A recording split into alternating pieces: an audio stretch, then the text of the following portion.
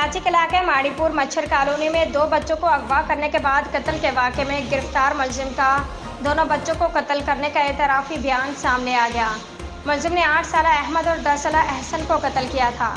मुलजिम ने एतराफ़ी बयान में बताया कि बच्चे मेरे क्लिनिक पर आए, उनकी फरमाइश पर बिरयानी मंगवा कर दी। बच्चों को खाना खिलाने के बाद लस्सी में बेहोशी की दवा मिलाकर दी। इस्लामाबाद वज़ीर-ए-आज़म शहबाज शरीफ की तबीयत नासाजी पर दौरा ईरान मनसूख कर दिया गया।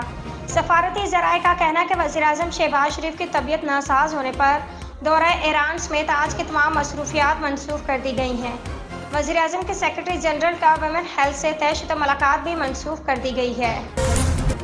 लाहौर चीफ जस्टिस को धमकी देने वाले TLP के नायब अमीर ज़हीरुल हसन शाह को गिरफ्तार कर लिया गया। TLP नायब अमीर ने जस्टिस काजी फाइज ईसा का सर लाने वाले को 1 करोड़ देने का ऐलान किया था।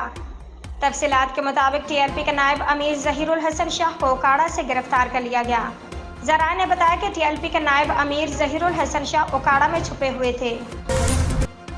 रावलपिंडी गवादर में पुरतशद्दुद हुजूम ने सिक्योरिटी फोर्सेस पर हमला किया, जिसके नतीजे में सिपाही शबीर बलोच शहीद हो गए। पाक फौज के शोबे ताल्लुकात आमा ISPR के मुताबिक नाम नहाद बलोच राजीव मर्जी की आड़ में पुरतशद्दुद हुजूम ने गवादर में सिक्योरिटी फोर्सेस पर हमला किया, जिसके नतीजे में सिपाही शबीर बलोच शहीद हो गए।